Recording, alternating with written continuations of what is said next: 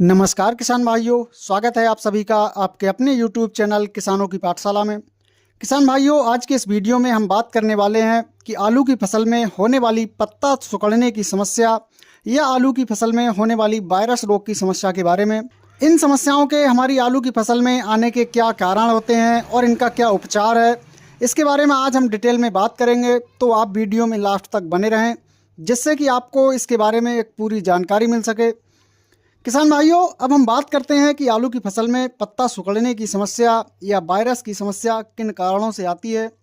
तो सबसे पहले कारण की बात करें किसान भाइयों, तो जब हम आलू की बुवाई करते हैं और बुवाई में हम जिस बीज का उपयोग करते हैं, यदि बीज ज़्यादा पुराना होता है तो हमारी फसल में पत्ता सिकुड़ने की जो समस्या है वो देखने को मिलती है। इस कंडीशन में जब पौधों का जमाव होता है तो शुरुआत से ही पौधों में यह समस्या देखने को मिलती है। यानी जब पौधा अंकुरित होता है तो सिकुड़न के साथ ही अंकुरित होता है। इसके हम उपचार की बात करें तो इस समस्या का कोई सटीक उपचार नहीं है, तो आप ऐसे पौधों को सही करने के लिए व्यर्थ का खर्चा ना करें, क्योंकि यह एक बीज में जेनेटिक समस्या होने के कारण इसका कोई उपचार संभव नहीं है।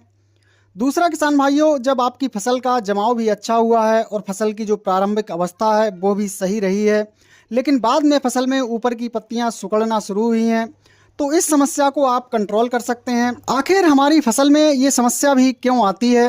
तो किसान भाइयों, यदि आप अपनी फसल की ज़्यादा सिंचाई कर देते हैं या पौधों की जड़ों में काले या चितकबरे धब्बे बन जाते हैं तो भी यह समस्या हमें देखने को मिलती है, तो इस समस्या को आप कंट्रोल कर सकते हैं। और तीसरा किसान भाइयों, आपकी फसल में रस चूसने वाले कीटों जैसे थ्रिप्स या माहू वगैरह का अटैक हो जाता है, तब भी यह समस्या आपको देखने को मिलती है, तो इस समस्या को भी आप कंट्रोल कर सकते हैं। किसान भाइयों, अब हम बात कर लेते हैं कि इन समस्याओं को कंट्रोल करने के लिए आपको मार्केट से कौन सी दवाएं लेकर आनी है। तो आपको जो दवाएं लेकर आनी है वो लानी है इमिडाक्लोरोपिड 17.8%। इसकी 100 ml मात्रा आपको प्रति एकड़ के हिसाब से लेकर आनी है। दूसरा लेना है आपको फिप्रोनिल 5% SC। इसकी आपको 250 ml मात्रा प्रति एकड़ के हिसाब से लेनी है। और तीसरा इनके साथ आपको लेना है एक फंजीसाइड। फंजीसाइड के रूप में आपको लेना है सीजेंटा कंपनी का एमिस्टार टॉप। इसकी मात्रा की बात करें तो इसकी 150 से 200 ml मात्रा आपको प्रति एकड़ के हिसाब से लेनी है। यह सभी दवाइयाँ किसान भाइयों आपको मार्केट से लेकर आनी है और लाकर इनका आपको अच्छी तरह से घोल तैयार करना है।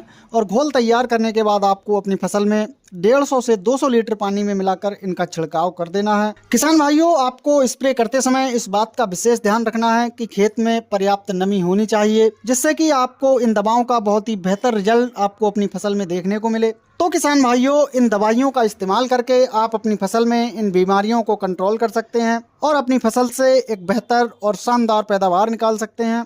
किसान भाइयों, जानकारी पसंद आई हो तो वीडियो को लाइक एवं शेयर जरूर करें।